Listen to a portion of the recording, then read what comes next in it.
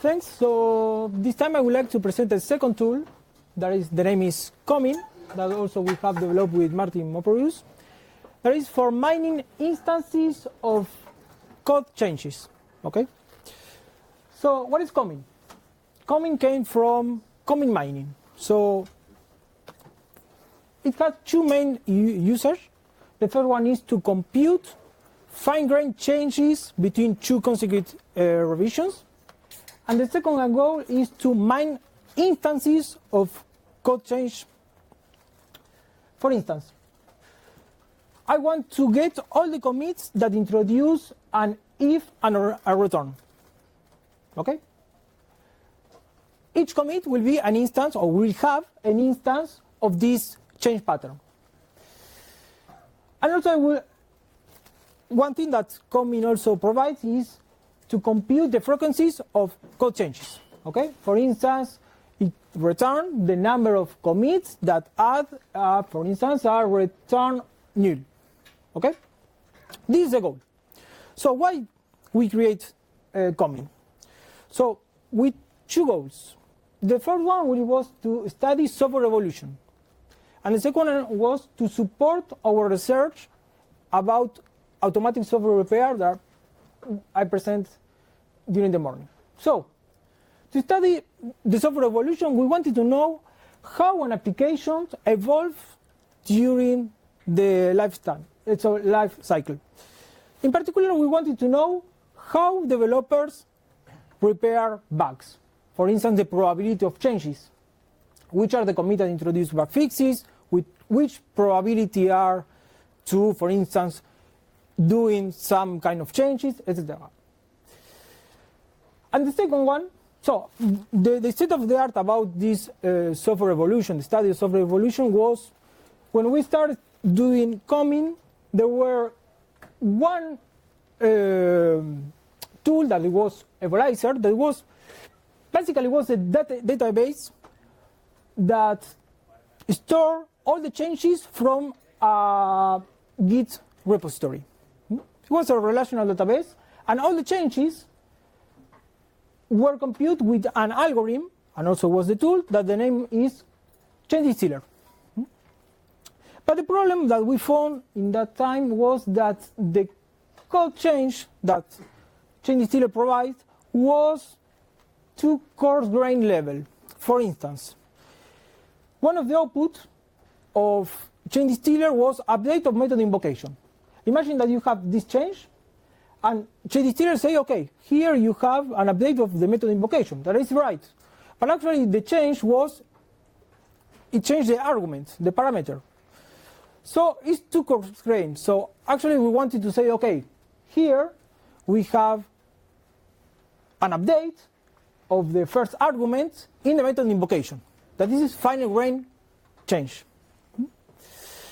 So the second part of our research was to supporting our research about automatic software repair.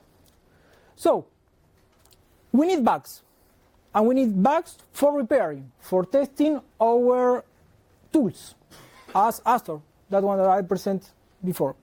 So to evaluate automatic software repair tools, we need buggy revisions to apply our repair approaches, and the patch version. Okay? Why we need the patch version? Because we need to know which is the patch that the developer have written to repair the bug. Okay? And then with this patch version, we can compare our results, that means our patches that were automatically generated, with those ones that the developer have created. So the goal is we wanted to mine buggy revision and patch revisions with our tool Comin. For instance, at that time we present an automatic repair system that the name is Nopal. The idea of Nopal was to repair if conditions. Imagine that you have a bug in one condition inside the if, and also to add missing preconditions. Okay? These are the diffs that are able, or the kind of patches that Nopal system are able to generate. So when we wanted to evaluate poll, we wanted to mine real programs, real instances of programs that has this kind of bugs. So we use mining to finding commits that introduce a change inside an if conditions or to add an if precondition. We also wanted that the commit was the commit message, includes some keywords, for instance, a link to a report. And also we wanted to get those commits that introduce, obviously, the if condition change, that means the patch or the precondition, that change the message, and also that introduce a change in the test cases. Why this? Because we wanted to know whether the test cases were updated according when the patch is introduced. Okay? So how coming works? So the inputs are two. One can be the Git repository that we want to mine, okay, to analyze. And optionally, we have another format that is to include one folder with pairs of files. Okay. For instance, one of the files of the pair is the buggy version, and the other is the patch. That means that if you don't have the information to analyze in a Git repository, you can. Common is able to analyze pairs of files. In this talk, I will suppose that we analyze Git commits. So this is the workflow. For each commit, first we apply some filters according, for instance, to the number of file modifier, the number of hanks that each file introduces, the size of the hanks in number of line of codes, the presence of keywords in the commit, etc. So we apply the filters, and then we decide whether we accept the commit or not. If we accept the commit, then we analyze each file that was modified by the commit. Okay, we call it file commit. And then for each file, we generate the AST representation of the modifier file that we call F and the previous version. Okay? So, given a file, we compute the AST. And here we note that there are different ways to create this AST. That means that each node can correspond to different granularities. For instance, the algorithm that I mentioned before, Change Distiller, use AST that the nodes are very coarse level. That means that, for instance, the invocation, they have all the information about the method invocation inside one node. Okay? And another representation of AST, for instance, Eclipse JDT, was two-fan grain level. There were a lot of nodes with not much information. So we decided to work at the level of the meta model of Spoon. Spoon is a tool, it's a library for analyze, transform, write code in Java. This is a meta model. So we wanted to create AST with that level of granularity. Does that mean that given a file, we use Spoon to create an AST where each node is an element from the Spoon meta model. Okay. So the difference is that the Spoon granularity is much finer than the Change Distiller, but is a bit more coarse level than the JDT that allows us to have more compact AST. So once that we have the two AST, one from the previous version of the file modified by the commit and the file from the commit, we compute the differences between these two EST. So for computing the differences, so we have the two AST, and we apply an algorithm that compare the two AST and marks the change that the nodes that have been changed, removed, update, or move. We use the algorithm that we have developed, the name is GAM3. GAM3 has two inputs, as input 2, 3, okay? And the output is a list of operations. And each operation is associated to one node, okay? The operations available are insert, remove, update, and move. Okay, once that we have the result given by change distiller, that means the differences between the two AST, we want to know whether these changes has an instance of a code pattern, okay? So, in common we have defined the concept of change pattern. That change pattern defines a set of changes between two files, okay? So, a change pattern has one or more pattern action. That means that a pattern action describes one particular change. For instance, one insert, one remove, okay? And one pattern action has the type of actions that are those that came from GAM3, insert, move, remove, update. A pattern entity, that is the description of the code element that is affected by the change. This pattern entity has three properties. One is the type. For instance, the type of the element is a return, an if, and while, an expression, a parameter, etc. The value, okay, for instance, a parameter that the name is my parameter or my method call, etc. Return null. And the parent, that is a reference to another parent entity, okay? For instance, here, with this parent, we can say, okay, I want to detect all the changes, all the method invocations that are inside an if condition, okay?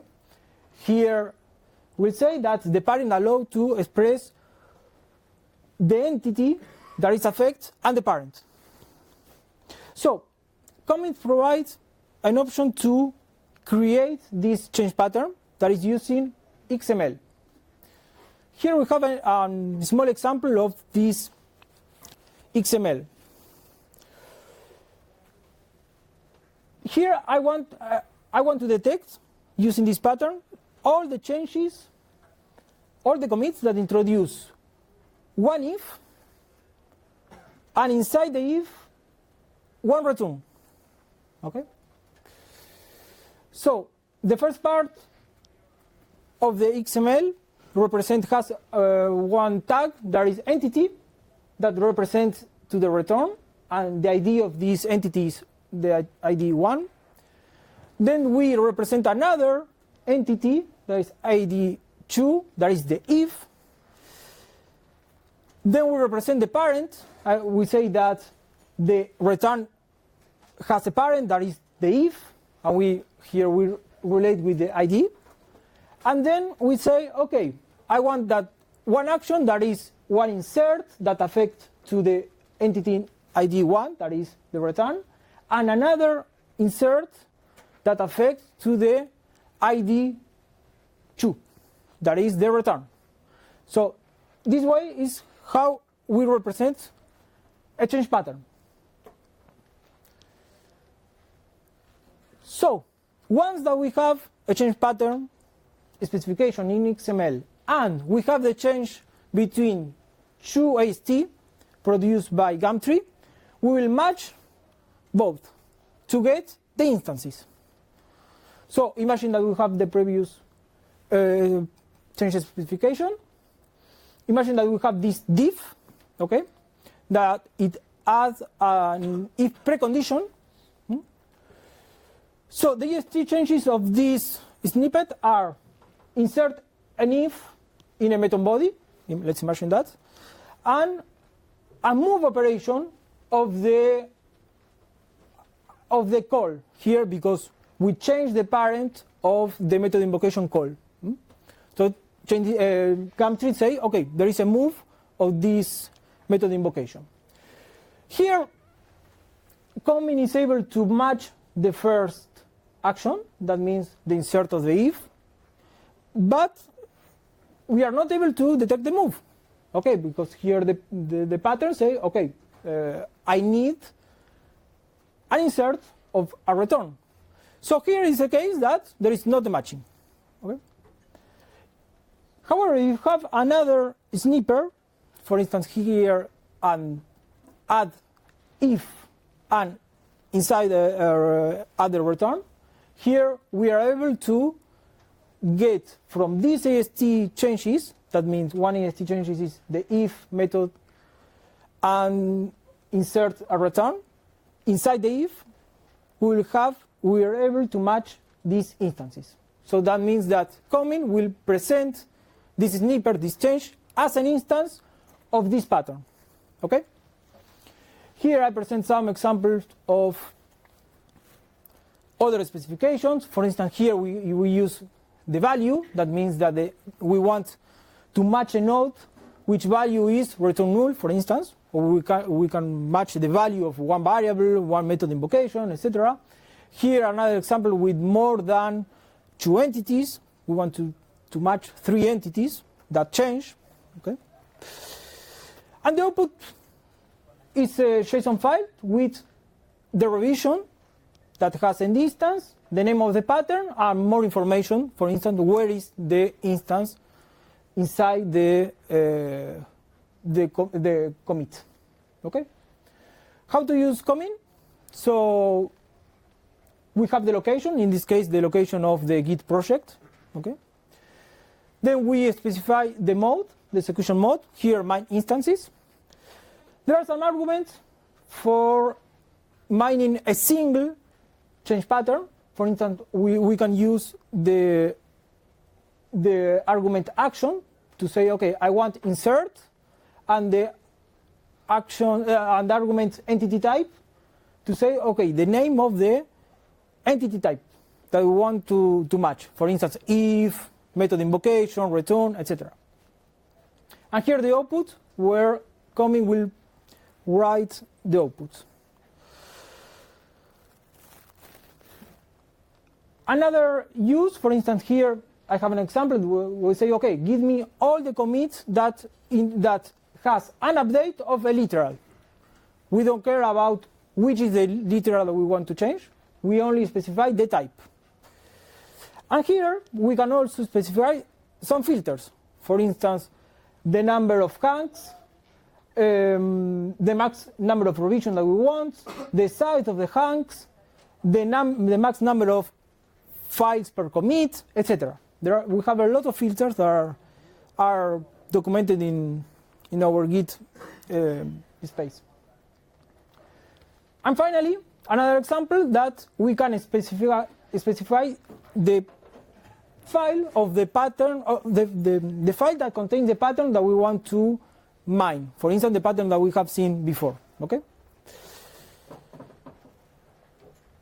So the second option is the mode diff that produce as output all it computes a JSON that computes the frequency of the changes. Okay. For instance, it say, okay, here you have binary operator that we found 6 changes that affect to binary operators. We have found 2 changes that affect invocation, etc. Comin produce this information at different level of granularities. For instance, here it say, okay, we found 2 instances of invocation, insert of invocations inside the block.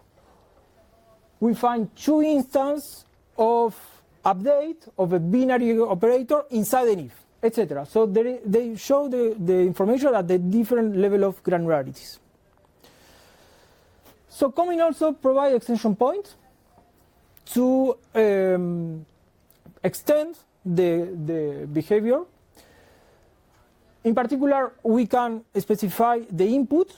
Right now we have two kinds of inputs, Git repository or file systems. That means pairs of files. We can add new revision filters. With the filter we have right now are related with the commit message, the size of the commit, etc. We can add new analyzers. For instance, another AST algorithm, or a new AST with different granularity, a new technique for pattern detections, and we can also add new output processor. Right now, the output is present in the standard output or in JSON files, but we can generate another kind of outputs. For the evaluation, so we have analyzed different commits from the dataset defect for shape, and we evaluate whether commit was able to detect different instances of change pattern related with if. So most of them were detected. We have two cases of false negatives that actually was related with the output of the AST diff algorithm. Sometimes that happened that the diff produced by Gumtree was too complex, with a lot of changes. And the changes were not as we expect. So that's why we are not able to detect the pattern given such output from Gumtree. So to sum up, we found 26 out of 28 pattern instances that all were true positives. And actually, for some cases, Comet was able to find more than one instance of the same pattern inside the same file. So, future work, we are working right now in adding new different inputs and filters, improving the specification, that right now is quite simple, but we want to know more features inside, and improving the outputs. It's available on GitHub, so if you want to use it. So we have there the instruction how to extend it, some examples also. So conclusions. Commit is a tool for analyzing fine-grained changes between two revisions. So it allows to mine instances of code changes that were specified in XML languages. It exports the result in JSON formats. The code is publicly available, so we welcome pull requests, comments, etc. Okay, that's all. Thanks a lot.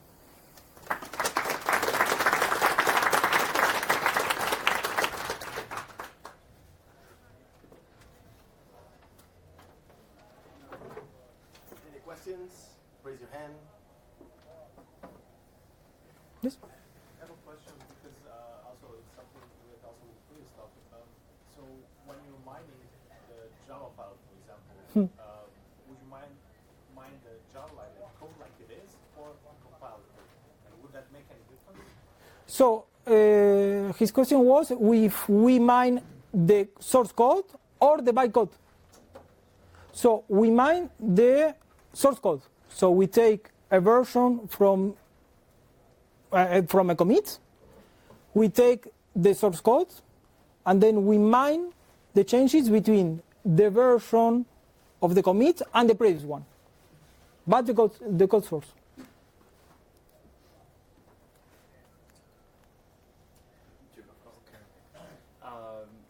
Thank you for the level of detail. That was nice. Thanks.